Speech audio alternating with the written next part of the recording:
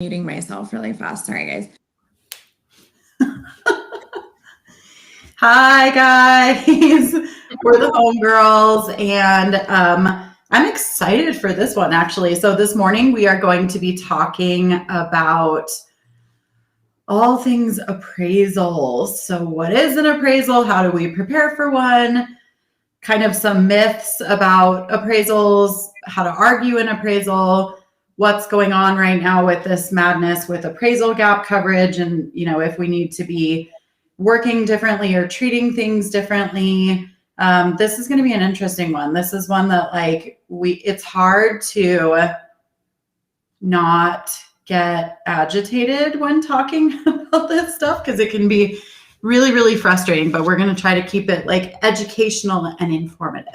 So first off, let's just talk about what is the real purpose of an appraisal? Because I feel like sometimes, especially in this market right now, we forget what the actual purpose of an appraisal is. And there's lots of people, I'm seeing threads all the time where people are like, I'm going to report that appraiser for a low appraisal, and I'm going to make a complaint against this appraiser for a low appraisal. So whether we like it or not as agents, the purpose, Jess is having an allergic reaction.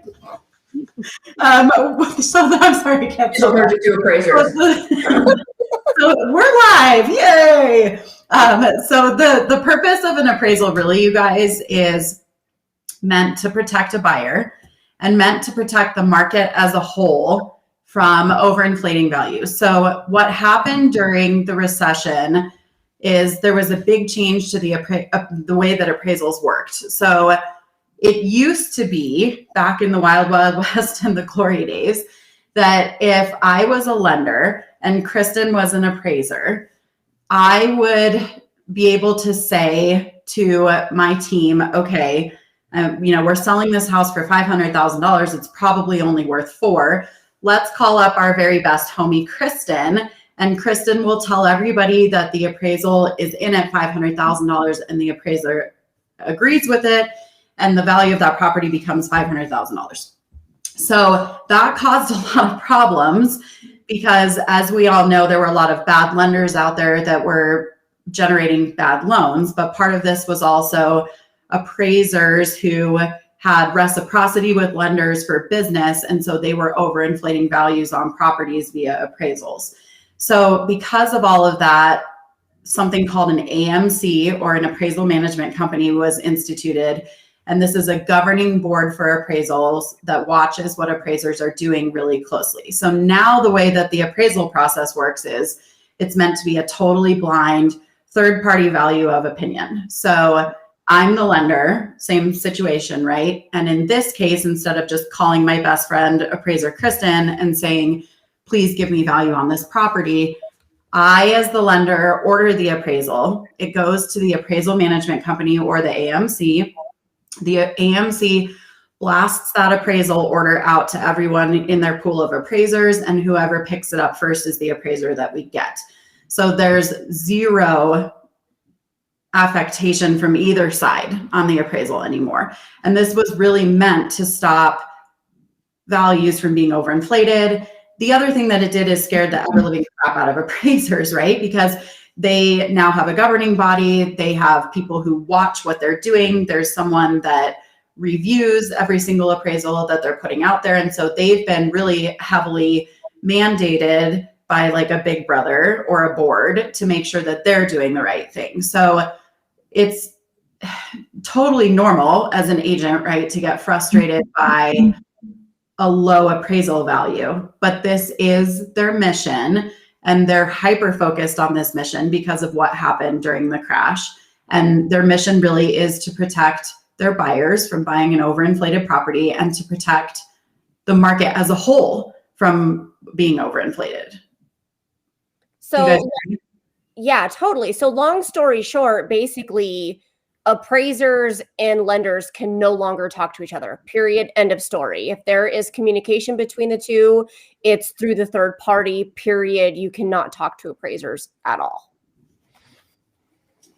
I think it's just I mean, we do get frustrated when the value comes in low, especially because of the way that the market is escalating so quickly right now. But like, this is still their job. It's still their job to appraise a property for what they feel like it's truly worth versus giving anyone the value that they want. And they're going to get in trouble for it now. Like, they're so heavily regulated that it's not going to be, if they overinflate value on a property, like, they're going to be in trouble. So that's just like the first thing. I feel like we need to take it all the way back to like, what is the point of an appraisal? I think personally, and that's a whole soapbox, but like, it's a shame that agents aren't just more trained and more well educated, because if we were, then we probably wouldn't need mom or dad to come in and check whether or not we priced a property correctly, right? But that's the way that it works. So what I've seen a bunch of threads going around in all the Facebook groups lately with some pretty wild information, I feel like. So I have some questions that I feel like are myths about appraisal, in stuff that I wanted to ask you guys. So can you argue an FHA or conventional appraisal? Yes, you should be able to argue any, honestly. Yes. Yeah. And that is 100% correct. It just, I've seen some threads out there where people are saying like, and we're going to talk about Tidewater. Angela's our military and VA expert. So she's going to talk about what Tidewater means for VA. But like, I've seen a ton of threads out there with people saying that if an appraisal comes in low and it's FHA or conventional, you can't do anything about it. And that's not true. So we'll dive into that, but that's an interesting one to me. The other thing that I've seen out there that I see people asking is, so conventional, FHA, VA, jumbo, can anyone put down appraisal gap coverage, or can only conventional buyers put down appraisal gap coverage? Everybody. It doesn't matter as long as the person understands what they're putting down and what they're doing. I mean, it's completely up to the buyer. I mean, I don't think there's no regulations that I've heard of. I mean, unless anybody else has heard something. Our office attorney would argue that the FHA or VA mandatory clause specifically states that the buyer is not paying a penny more than what the house appraised at. So a case could be made that technically no, because of the FHA or VA mandatory clause that's signed either prior to closing or at closing by all parties. So that is a really interesting one that I think we should dive into for a second. So the answer to the question, I believe, is yes, anyone can put down appraisal gap coverage. To back it like way up, appraisal gap coverage is when a buyer has the liquid cash, and there's a reason why I'm saying this, to cover the difference between the sales price that they offered and the appraised value of the property, right? What Jessica is talking about is there are provisions in the contract, and there are provisions in clauses that are written that are a party to the contract, a part of the contract, that state that FHA and VA buyers have additional rights when it comes to appraisals. And this is super interesting because I think that they can, FHA and VA, put down appraisal gap coverage for sure. But I also truly believe that because of those FHA and VA mandatory clauses that are signed, they would easily be able to get out of that contract if they decided that they don't actually want to put down appraisal gap coverage. And that's exactly what the argument is. And what one of the protection levels that he was talking about for us as agents, like, yes, it's really easy to say we can, A, B, C, and D can happen for our buyer or seller.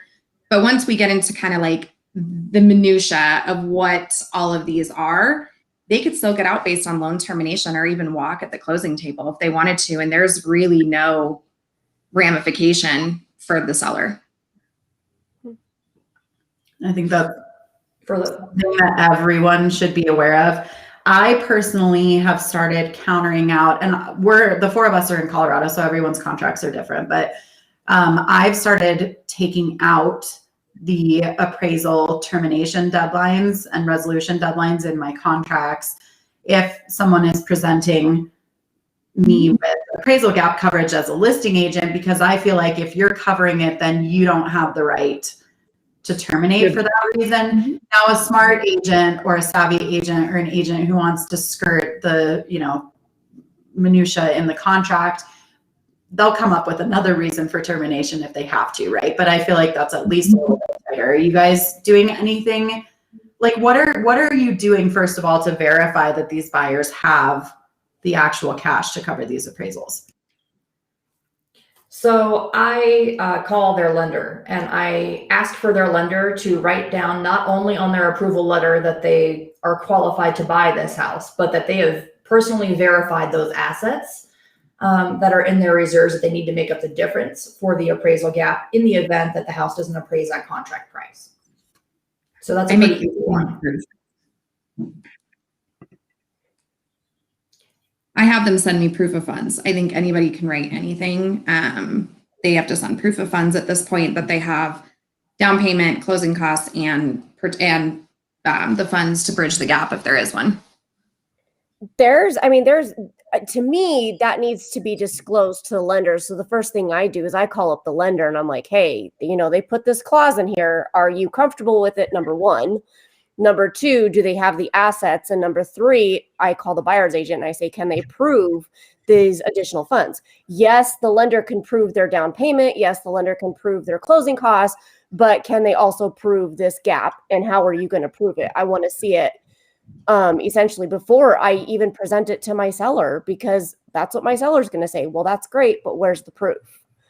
So I'm asking for all of it. Okay, so raise your hand if you have, and I like really hate the word caught. I just don't know what else to say. So raise your hand if you've caught a buyer who has offered appraisal gap coverage and not had the funds. Not yet. Okay, so I've caught it a couple times. Like, I've literally called lenders and the lenders go, wait, they wrote what in their contract? They have like $20,000 maximum for down payment and closing cost assistance. How are they going to do $50,000 in appraisal gap coverage? So I've seen that for sure. Has anyone been caught yet with like the appraisal actually comes in low and the buyer doesn't have it? Yeah, I have. Oof. Unfortunately.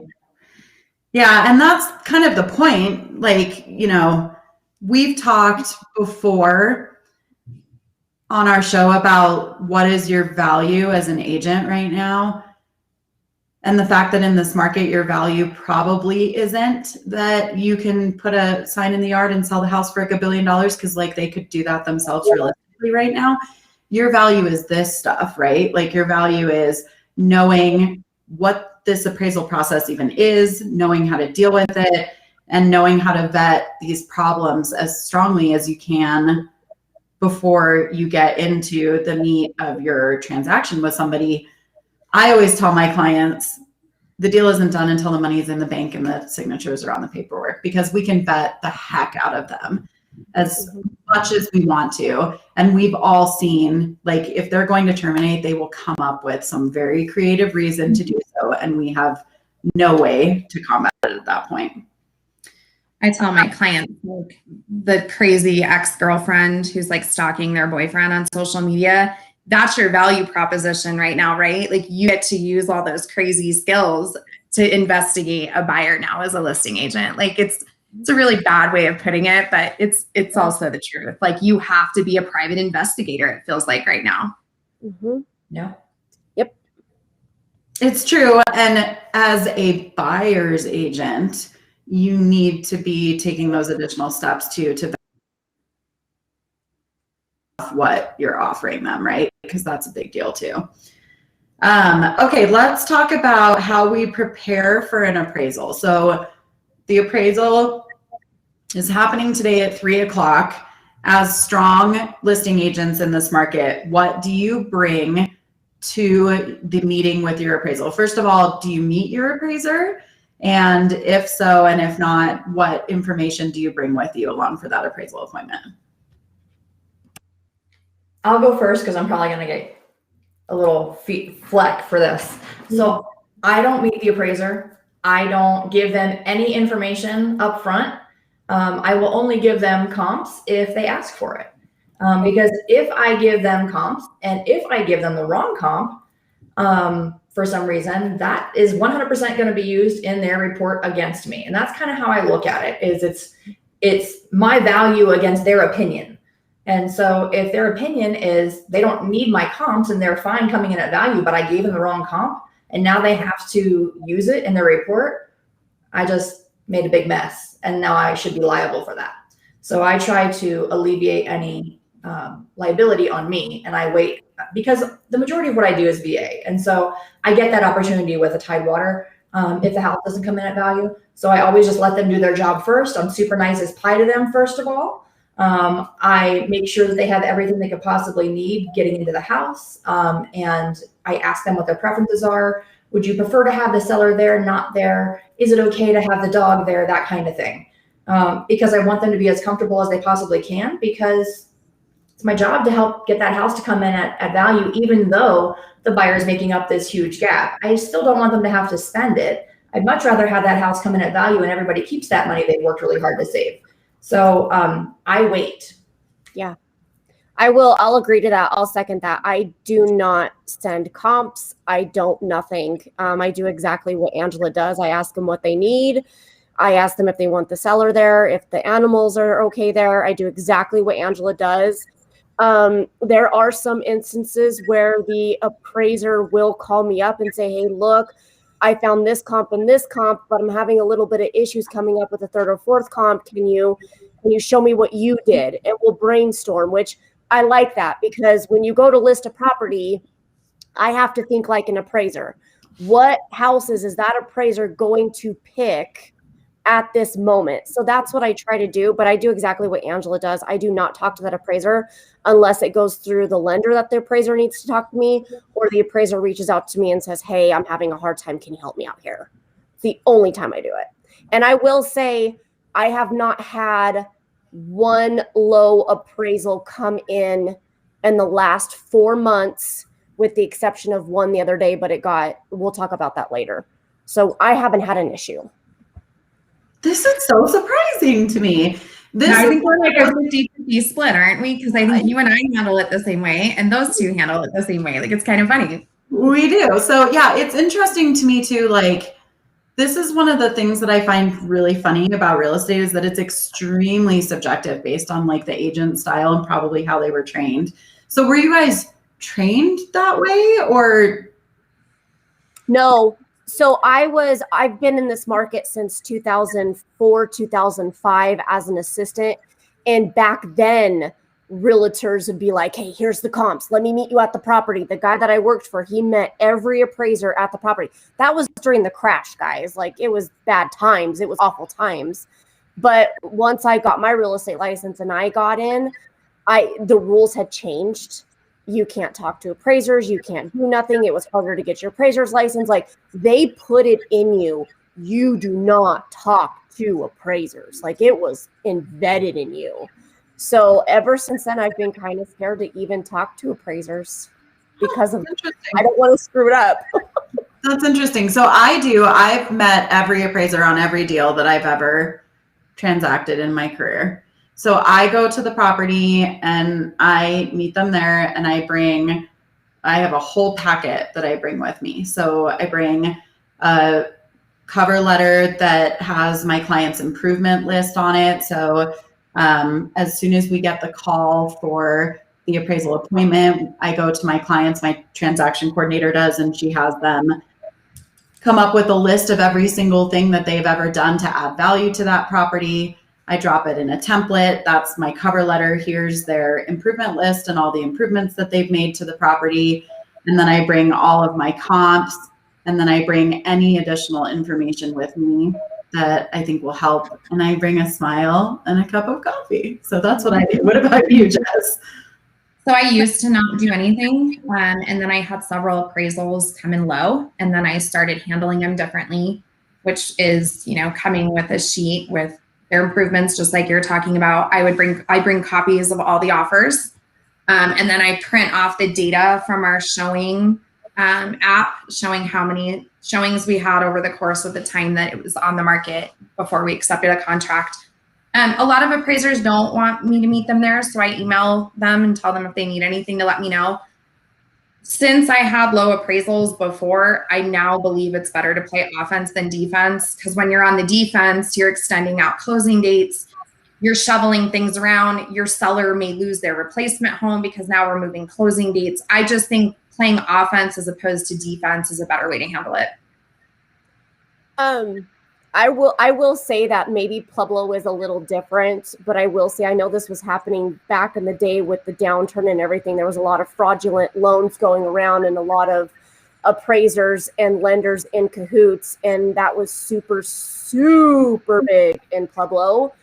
A couple of mortgage lenders and a couple of appraisers in the Pueblo area got arrested, got everything taken away, served time for stuff that did go down. So maybe that's a little part of me that I don't want to talk to the appraiser as well.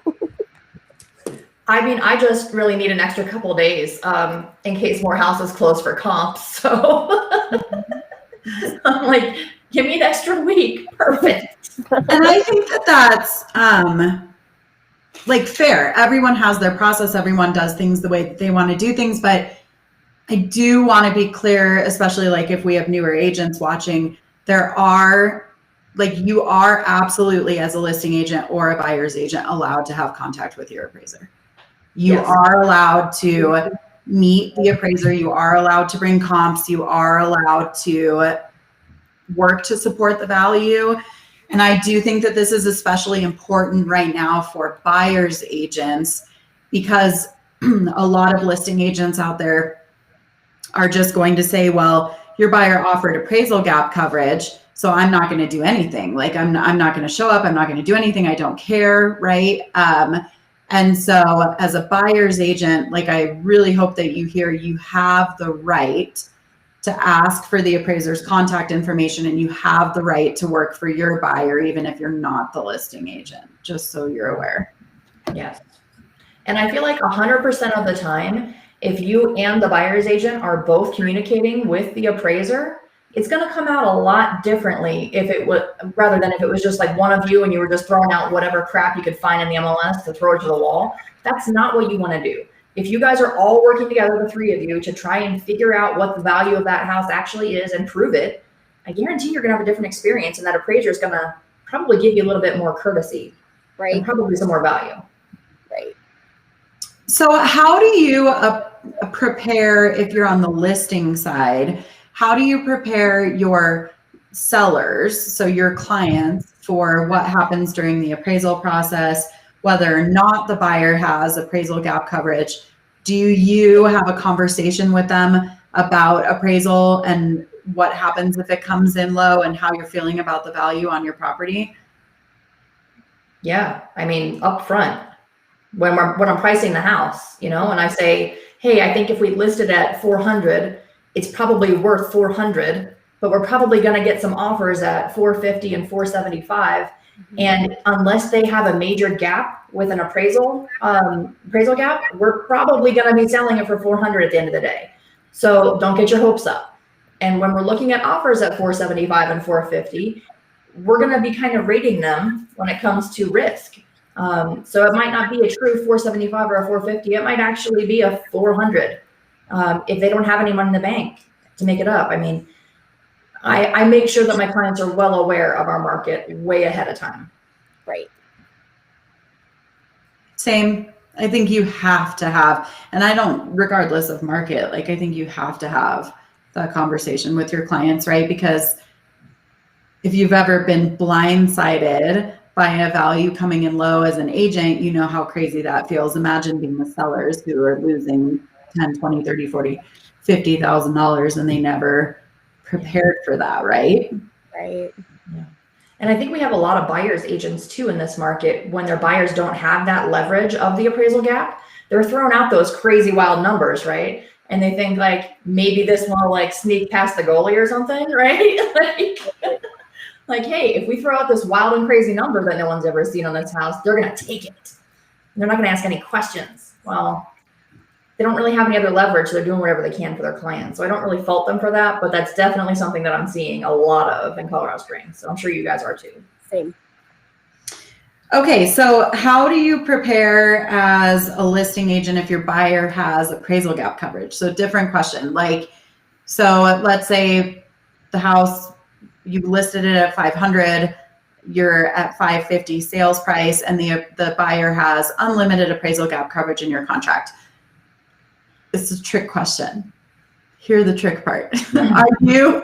Are you doing nothing, or are you still preparing for an appraisal the normal way that you would? Because they're not your clients, right? So what does it matter whether or not the property appraises?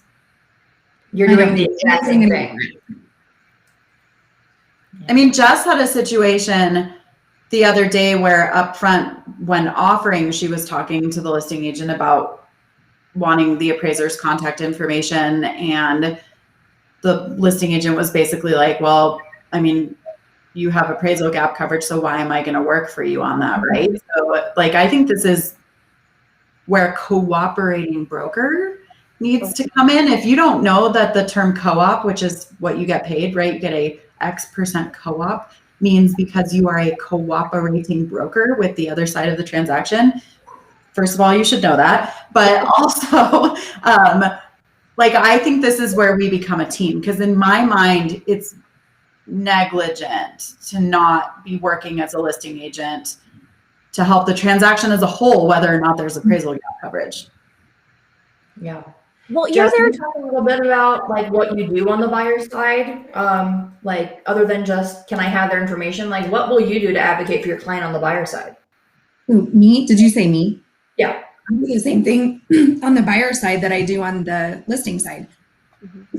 Excuse me, guys. Sorry. It's the same process. I may not have all of the information. I may not know how many offers they have. I may not have them all in my hand, but I can go to the appraiser with my comps, my reasoning, why I advised my client to make an offer like this, and why I feel like we're in a good position to still appraise at contract price so my buyer doesn't have to bring in that coverage.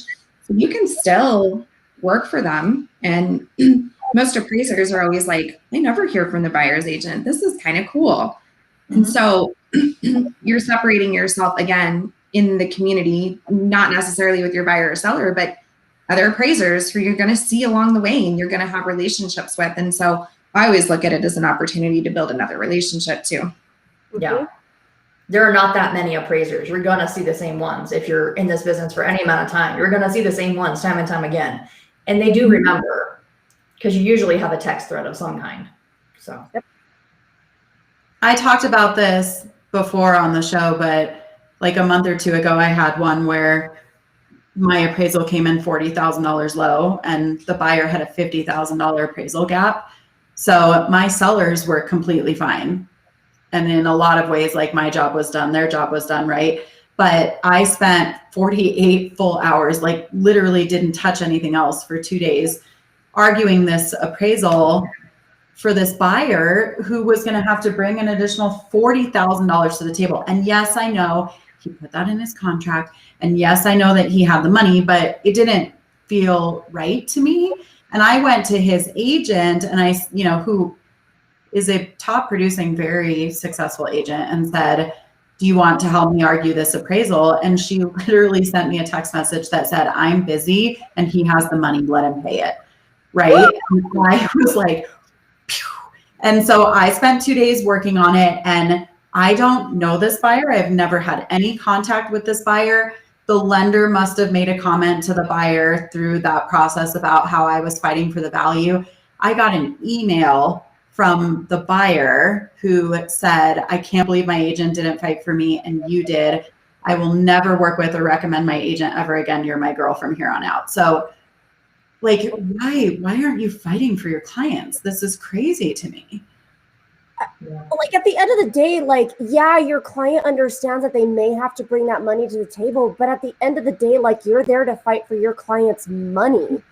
And if you know that that appraisal is low and you can prove higher to save your client money, why not? Like, that just blows my mind. Well, and to take it one step further from that, though, when you're in a market where you're giving a free 60-day rent back, you've waived your right to ask for anything on an inspection.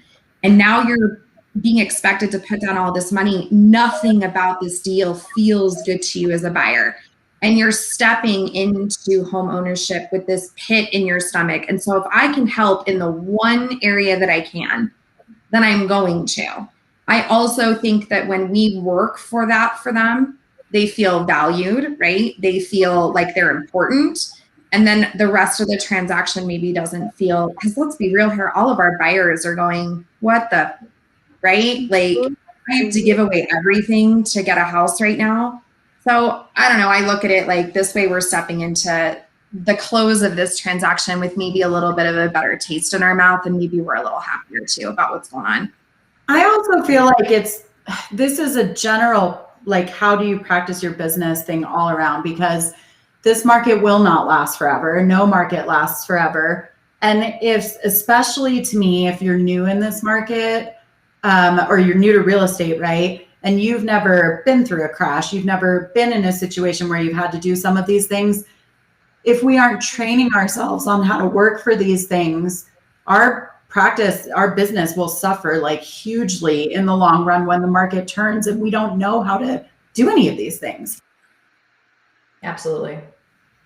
When you're in a market where appraisals are coming in low because values are doing crash, right? Not because they're going up so fast that we can't reconcile them. You need to know how to support an appraisal. You need to know how to prepare for one. Like, I think it's really easy to be so like tunnel vision focused on the speed at which the market is happening, but that isn't a substitute for your skill. Literally anyone can sell a house right now. Yeah. The people who are highly skilled and highly trained are the ones that will succeed and stay in this business long term. So you need to keep sharpening that skill. I also think if you're too busy to do things properly, hire help, take on less clients, whatever that looks like. But this is an excuse. This isn't an excuse to cut corners to me. Okay, so now let's talk about, we talked about how different people prepare for their appraisals in advance. Now let's talk about what happens when they come in low, okay? So we've covered the fact that you are able to argue any appraisal, whether it's FHA, VA, conventional jumbo. It's not just VA. VA has a specific cleaner process for that. But so the difference, I guess, really, and Angela will talk about Tidewater, but with FHA and conventional, when an appraisal comes in low, you're receiving that appraisal report and it's done, the appraiser is done, and now you're going back to the lender who's going to get in contact with that AMC, the appraisal management company, and you're arguing it like retroactively, right? So raise your hand if you've ever had to argue an appraisal. Okay. If you haven't, you're leaving money on the table, right? Like, that's how I look at it. It's a good thing. Appraisers are a good thing. Yeah. So how do we argue? What's the first step to arguing an appraisal? What is the first thing? Let's leave VA aside because Angela's going to talk to us about Tidewater, but you know, otherwise, like, what's the first step that you take when you're arguing an appraisal? So I'll go first, but I kind of want to put a little bit of a side note on there. Isn't it wild that we now have to fight appraisals for our buyers so we don't have to bring extra money to the table? Where back in the day when the appraisal came in low and we were representing the buyer, as the buyers agent, we're like, whoa, let's hold up. Let's let the listing agent do their thing because I want to get less money for my buyer. But now it's the flip side. Now I don't want my buyer to bring more money to the table. It is weird. Also, when they used to come in low in that type of market, we'd be like, woo, we win, right? Haley's watching. Hi, Haley. She says she's had to argue a few on both sides. So yeah, okay, my first step when I receive notification that an appraisal is low is to ask the lender for a copy of the appraisal, right? Because I need to know what I'm looking at. So some lenders may say, well, I don't want to give it to you. I have to get permission from the buyer. And then I will say, well, then you need to get permission from the buyer because I need to be able to see it to argue it, right? So first step is get a copy of the appraisal. And then for me, my second step is I have an entire email template. If anyone wants it, you can PM me or say something on our page and I will send it over to you. But I have a whole template that I go through. So I'm looking at the subject property, which is my listing, right? And I go line by line by line by line to make sure that everything is correct. And then I start with comp 1. And first step is go line by line by line by line to make sure everything's correct. Sometimes you'll see stuff like they forgot my basement square footage, or they missed a bathroom, right? Or, whatever that might be. Then you go to comp 2, then you go to comp 3. So you go all through the comps and you go line by line by line to make sure that everything is correct with the comps. Then I go back through all of them again. And I really at that point dig into the MLS and look at like, okay, he said my condition is C3, which is average, but he said this condition is C4, which is good. And then I go through the photos and I say, well, wait a minute, they have less updating than I do. Why is this C4 and I'm C3, right? So I'm literally attacking every single thing in that appraisal. And I know what every single thing in that appraisal report means, by the way. So if you don't know what, the codes are for condition, if you don't know that you should receive value for staying inside a community and not crossing a major road or not changing elementary schools or school districts, like you need to learn about what an appraisal means, first of all. But that's how I do it, is I go line by line on my subject and then line by line on each comp and just attack the heck out of it. What about you guys? I do the same thing. I ask for the appraisal, and 9 times out of 10, they won't give it to me, but the lender will at least give me the addresses of the comparables that they used. So then from there, I basically have to, why did they use it? Why didn't they use this one instead of this one? And I will say I have gotten to the point where they will send it back, because this is what happens. You'll go through all this, you'll type up your report, you'll tell them this is the comps I used. Why did the appraiser use this comp? Why did they do this? You send it back to the lender sends it to the AMC company sends it to the appraiser, and the appraiser either agrees with you or they'll change their appraisal. I have gotten to the point where the appraiser wouldn't even do nothing, wouldn't change anything. And I knew that appraisal was so bad. I told the people in our party, I will pay for a new appraisal. This is such a bad appraisal. I will pay $900 for a new appraisal to come in if we have to. And I did, and a new one came in, new comps were used, and it appraised. It just makes me question, why do appraisers do that? I guess I'm not trying to get onto a rant here, but why are we having to do their job, I guess, to a point? Like, I shouldn't have to break down that appraisal. I shouldn't have to go to that.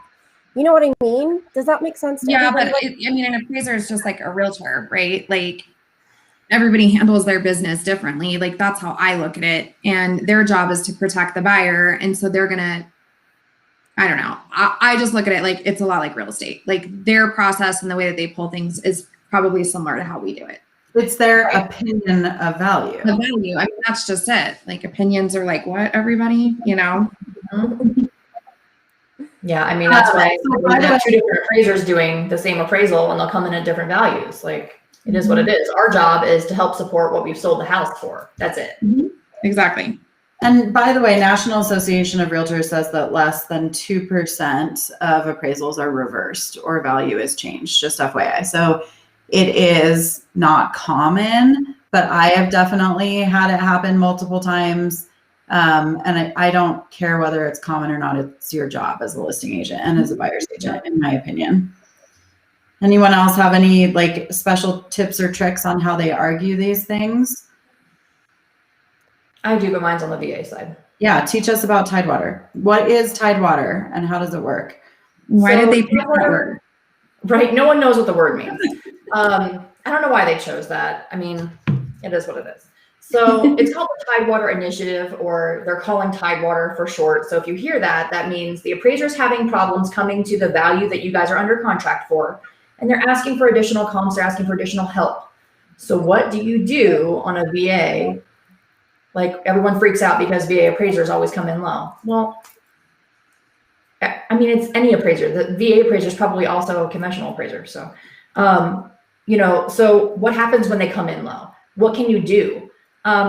So they're going to ask you to put things into a grid, the lender will. So you've got 48 hours, you got 2 days. And if you actually communicate with the appraiser, they'll give you longer. But you've got 2 days to get better comps to not only the appraiser, but the appraisal management company through the lender. I talk to the appraiser directly because they call me directly. So that's my opportunity to say what I want to say. I don't typically put my houses in a grid pattern. A, that shit takes forever. B, I'm not an appraiser. And I don't want to give the appearance that I am one. And I would hate to put the wrong thing in the wrong place. Also, I hate spreadsheets, really. So I'm not going to do it. It's just not my personality. And there's a whole lot more information that I want to give them that I can't fit in there. So I'm just going to show you what I do. So here's generic MLS sheet, right? So you'll see at the bottom here, I just put a whole bunch of notes at the bottom of my comp sheet, and I'll circle things like, over here, you'll see like how old their house is versus the subject. The subject is your house, is the house that they're talking about getting the appraisal to come in at. So I'm going to put on there things like what the backyard looks like, the backyard size, the year that it was built versus the subject. And that's what I'm going to refer to. The subject is what I'm constantly putting on there. So if the comp has a yard that's got no view, I'm going to put in parentheses how much I think the value of that view is worth based on other comps in the neighborhood or based on my experience. This particular house that I have on here, I worked for the builder, so I know how much more the builder was charging for the view versus a non-view lot. If their yard is just rock and it's in a neighborhood that typically people are going to want more grass or they're going to want a yard or something more usable, I'm going to adjust that negatively, and I'm going to put that in parentheses and say, hey, this is just rock. And I think that because it's just rock, it's worth X amount of dollars less. Then I'm going to slide over and say, hey, the subject is a 2017 and the owner has over $10,000 of rear yard landscaping that's all custom. Like, let's give them some credit for that. I'm going to put a number to that. And then I'm also going to say this comp that you're using sold in January. Our market has accelerated by X amount of dollars since January. And I'm going to do that work and figure out that amount of money by calling my local association and getting that information. That's super easy to get. And I can make an argument at that number. And all the appraisers are doing when they're fighting you is they're just looking for additional information to give them some backup when the underwriter comes calling saying, hey, I need some proof that this house is really worth what we're trying to sell it for. I just need proof. That's really all you're giving them is the proof that they need to fight it for you. So I put that in there. I also, check on the sold terms. If it's an FHA versus a VA versus a cash, if it's a cash buyer, I feel like that needs to be said. In January, our market was allowing cash buyers to buy houses that were way cheaper than financed houses. Now it's different. Everybody's on the same kind of playing field. But back then, I look at that. I look at the sold date. If the sold date was February, that means that it went under contract probably in December or January. That's a different world. Like, we can't really even use that as a comp, right? So I look at that kind of thing. I look at everything in the neighborhood first, and then I go out. And at some point, it comes down to your gut. I'm calling the other agents. I'm asking them what features were in their house. If it's carpet all over the place, if it smelled like cat piss, I want to tell people that. Like, I 150% will say, hey, this house was lived in by renters. If it smelled like cat piss, I'm going to say that, because that's a value change. I'm going to find out that information, and I'm going to get something from the listing agent of those comparable properties in writing, if I can, that says, hey, this was the state of this house. And if I can't get it from the listing agent, I'm going to get it from the buyer's agent that brought the buyer to that house. And I'm going to ask them their opinion of what that house would sell for now versus what it sold for then. What it would sell for if it was my listing that I make them look at, because they're going to need me later, because I have a bunch of listings. They're going to need me to help them with comps later. So I asked them to give me the courtesy ahead of time of, let me know what that house looked like inside, because I can't see it because I wasn't there, and neither can my appraiser. They can't smell your house. They can't see the real, the photographers are really good these days, that you can't see if the walls are covered in slime or whatever. Like, I can find that out if I talk to the buyer's agent. They'll be really honest with me. And I write all of that down at the very bottom of my MLS sheet. That's all I do. And this is what I send to the appraiser. That's it. And I do the work. And really all they want is somebody that's willing to do the work. That's all they want. And sometimes I'll get even a letter from the buyer's agent on the subject property, as well as the buyer that says, hey, we've been a buyer in this market. Arguably, we are probably the best person to tell you we missed out on 15 houses, so we know what the other ones are going for, right? Mm-hmm. So I get them to write a letter that I give to the appraiser that says, hey, we're savvy buyers in this market. We understand the market. And if we did not offer X, we wouldn't get the house. So arguably, we know it's worth this. We're willing to pay it, and we'd appreciate it if you come in at value because we really don't want to spend our life savings doing appraisal gap. Thanks. Signed, Mr. Buyer. Like I'm listening to this and I'm like, why don't you do this up front so that you don't have to do this on the other side? Like I really want to get it. What if they just come in at value and you didn't have to do all that? I mean, because it just seems like if you did all this up front, it wouldn't matter, I guess. I don't know. It was just a question. I don't know. I don't do it that way because I've done it ahead of time before and got burned really bad. And then the other side of it is too, the extra week that it might take for the Tidewater to happen, there could be more comps that I could use that are good. So for me, I just wait. And that's part of the builder in me. I came from the builder world, just like Lindsay did. I'm not giving them any information about my stuff that I'm not putting in the MLS until they ask for it, right? Like I'm not going to give them all of that until it's needed, which is why it's not all in the MLS. That's why builders don't put stuff in the MLS. It's not, they just don't feel like it and they don't want to give away all their cards. So, I decide that I'm going to do it after the fact because I at least know for a fact the house isn't appraising. If they were already coming in at value and it wasn't a problem, then I would have just wasted all my time. And what if I gave them the wrong thing? I don't need that kind of guilt in my life. So I only get one shot and I'd rather shoot it after I know there's a problem, I guess. Okay, so to recap, Tidewater is the one type of loan that's on VA only in which you're given a 48-hour period in advance of the report being turned into the lender. So you get 48 hours before it's turned into the lender to review. All other loan types outside of VA, you're receiving the appraisal after it's already been turned into the lender, and then you're arguing it afterwards. But you can argue an appraisal on any loan type. So let's talk for a second about what you do if you can't argue it, right? So like if the value isn't reversed, if it isn't brought up, what are some of the things that you can do then? So let's first talk about the real answer to the question, what appraisals, what loan types stick with the value of the property and for how long? Who wants to answer it? So what happens if you have a conventional appraisal that comes in low? Does that stick with the property? No. Okay, so this is one of the reasons why listing agents love conventional deals. It's not just because VA appraises low or FHA isn't bringing enough money to the table. If I get a conventional appraisal and it's low and it can't be reversed, the lender in most cases can order another appraisal, or the buyers can change to another lender who will then order another appraisal. If you are FHA or VA and the appraisal comes in low, you cannot change that value. That value, unless you're able to dispute it, that value sticks with the property for how long? No, it doesn't. It stays with the buyer. So right. The VA sticks to the buyer, FHA sticks to the house for 6 months, correct? Correct. Okay. Correct. So VA sticks with the buyer. So this is why I wanted to bring this up, because this is like a huge myth that people don't understand, I feel like. So again, with conventional, my lender can either order a new appraisal or the buyers could switch to a new lender and then they get a new appraisal. With VA, that appraisal runs with the buyer. It does not run with the property, okay? This is a thing that I think that agents don't get because they think, well, if I get a VA offer and it's really low, the appraisal is really low, then I'm screwed because it's running with the property. It doesn't. That's not true. That changed like 7 years ago, by the way.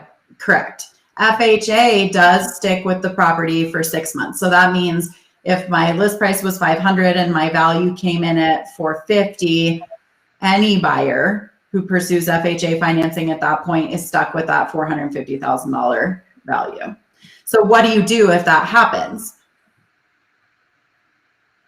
You can't go back out on the appraisal comes in low and you want to get a new appraisal or you want to terminate or whatever on a VA, you terminate. You can either make up the difference or you can pack your shit and go find another house. I mean, unfortunately, the sellers have all the leverage here. So you have the opportunity to either make up the difference or you don't. You can leave. That's why you have that VA amenatory clause. You don't have to make up the difference. You can go bye-bye and find another one.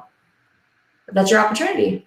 Or you can go back out on the market and you cannot offer FHA financing if that happens to you, right? So then you would go back out on the market accepting offers that are only conventional cash or VA because you've got an appraisal that's sticking with the property for 6 months, right? Right.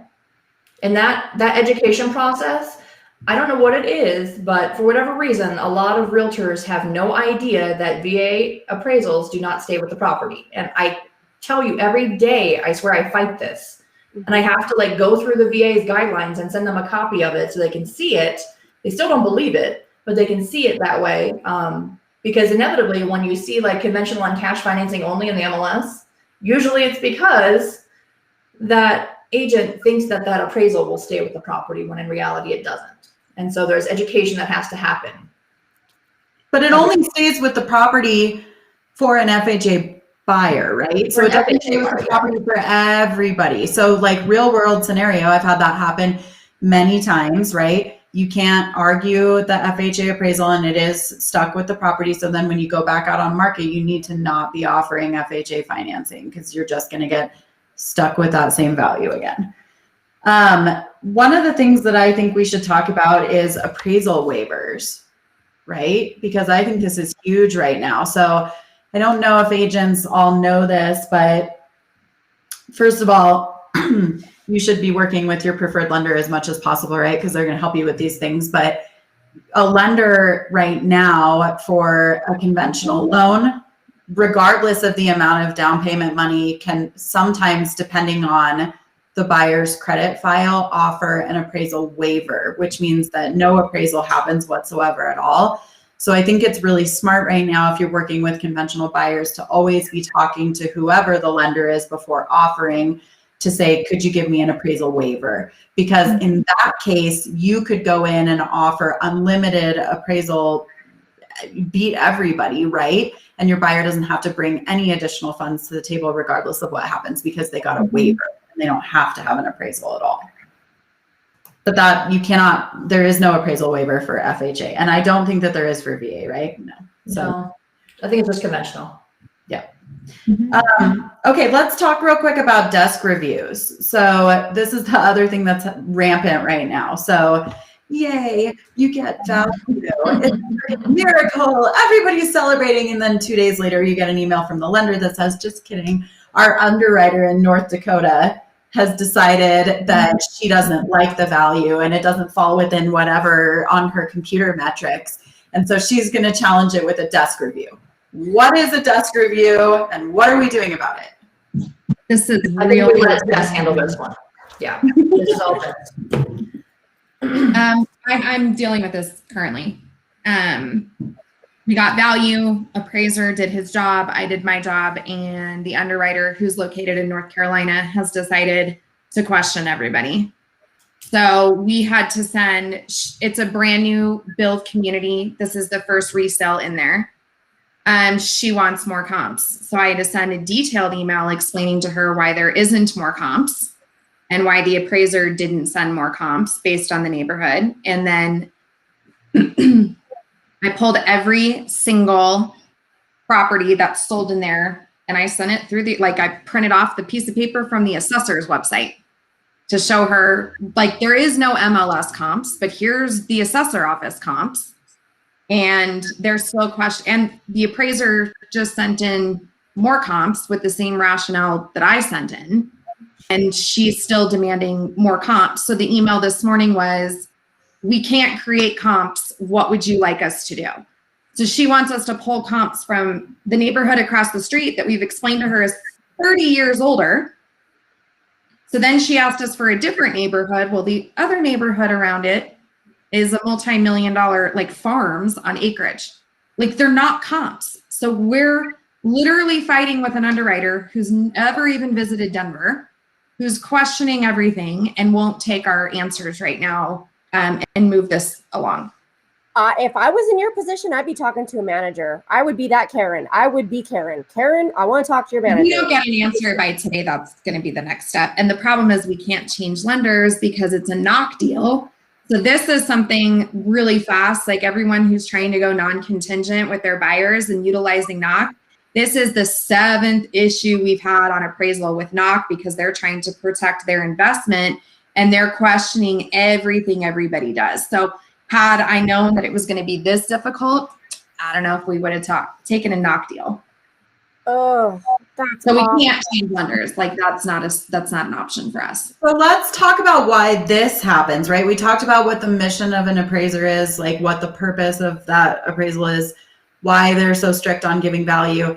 This comes into play because unless you're dealing with a direct lender, which is somebody who services their own loans after closing, what you're dealing with is a lender who is underwriting the loan and then is then going to turn around and sell it right away to a servicer, right? So like I bought my house and the people who underwrote my loan were PRMG, Paramount Residential Mortgage Group, and they turned around within 30 days and sold it to PennyMac, right? Which is my servicer. So the underwriter makes money off of selling it to the servicer, and the servicer makes money off of charging you interest every single month. So what's happening here is, and this is like this is where a lot of these like really wild conditions that you see come from. Like, can you tell me, please write a letter and sign it as to why you spelled your name one time differently in 1976. This all comes into play with the fact that if they don't bundle it up on the initial loan side really, really, really tightly, it becomes unsellable to future servicers, right? And so they're not going to underwrite that. So that's where these underwriters are getting really crazy with these conditions and with this appraisal stuff, is they're worried that when they turn around to go and sell it to the servicer, no one's going to buy that loan because they're looking at this appraisal going, well, how the hell did they get that value? So not that it's like fun or right to deal with, that's why that's coming into play. Has anybody ever really met an underwriter? I asked Kristen this the other day. Like, has anybody been at a party and they're like, yeah, I'm an underwriter for a living? So I have a client, he might be watching this. Actually, I love him, but he was an underwriter for a really long time. And he wanted, this was during the recession, he wanted to quit, but he needed the unemployment money. So for like a month, every single loan that he underwrote, every time it said underwriter, he wrote underwear. So it's like, underwear. So they ended up firing him and he got unemployment. But that's the only underwriter I've ever met in my entire life. I have one, but it was really more like, you know, do these people really exist? Is this like a real thing? They're mean. Like they scare me more than an appraiser does. Like underwriters are scary, but you know, I will tell you, like, that's part of the reason why I use the lender that I use, because he sits in his office with his underwriter. They've been a team for 20 plus years. They go to dinner, their kids go to sports together, they hang out with each other. Like, not that he has undue influence or he's doing anything wrong, but he has a phenomenal relationship with his underwriter versus a lot of these lenders. Like Jess is dealing with this, you know, underwriter who's in 15 different states over. They have zero relationship with the loan officer. That's where you get into trouble, in my opinion. Well, and mine is kind of a little bit opposite of Jessica's, because I just did one. We closed. Thank God it came in at value, but we did the same thing 2 days before closing.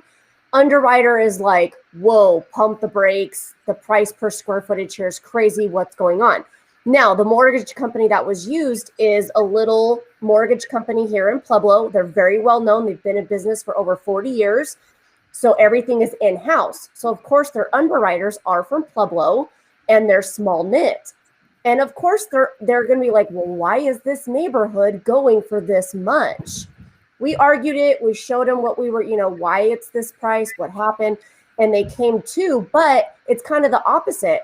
Tight-knit little mortgage company who's from that actual city is going to question it as well, too, as just somebody else outside of the state as well. So it just blows my mind that the underwriter actually has that power to do that, I guess you can say. But I prepare my sellers and my buyers when I meet them that underwriter is a god and you need to be kissing their feet, basically. Yeah, the underworld, Kristen, the underworld. The underwriter of the underworld. But these are important things to think about when you're interviewing lenders, right? To become your preferred lender. Like, it's not just about who offers you the best cup of coffee or buys you a fanny pack. We love you, Tom. That wasn't a Tom tip, you know what I mean? Or like who takes you to dinner, buys you Rockies tickets. Like, these are real questions you need to be asking. Like, where is your underwriting department? How well do you know them? Do you offer appraisal waivers? Are you going to help me if we get into an appraisal issue? What AMC do you use? Like, these are like real questions that a confident professional agent needs to be asking when interviewing lenders. I literally just wrote that down as something that we should tell people. Like, how do you interview these lenders that you're looking for, and how many should you interview? And should you just say no sometimes? You don't have to go to lunch or like coffee with everybody. My God, I haven't been to a coffee with a lender in probably a year on purpose, like 4 years. 4 years. It's been 4 years for you. I don't even drink coffee. Like, stop asking me if I want to go to coffee. I don't drink coffee. Like, no. And if you think your app is the value proposition for helping me with my business. Yeah, no, I don't want my clients to put all their information into your app. I want you to physically call them on the phone and talk to them. But I think maybe next week we should add in a little piece on what all the questions that you should really ask those lenders are when you're interviewing them to be on your preferred lender list, if you have one of those. It's a long convo. I will say that I got rid of a lender. I used him religiously. He was awesome. I loved his company. He was doing fantastic. And then he switched companies and I stuck with him because I liked him. He was great. And the first deal we did, it was hell because of their underwriter. Hell. And from that day on, whoever I interviewed, I wanted to know who their underwriter was, where their underwriter was, and what they needed. Because, it's maybe awful. we just landed on a whole thing. Maybe we need to be like calling all the I'm not even joking right now. My brain is exploding. Maybe we need to call all the underwriters and ask them to coffee. They are. You're like, of how that lunch would go or that coffee would go. It would be us talking and them looking like a deer in the headlights because of the social interaction on the other side of the table. They're gods, but it is true. Like, that relationship between the loan officer and the underwriter is really, really important. And I personally think that's where you vet out a lot of like newer lenders or lenders who are really salespeople, right? That are just telling you what you need to hear is by asking them about that relationship.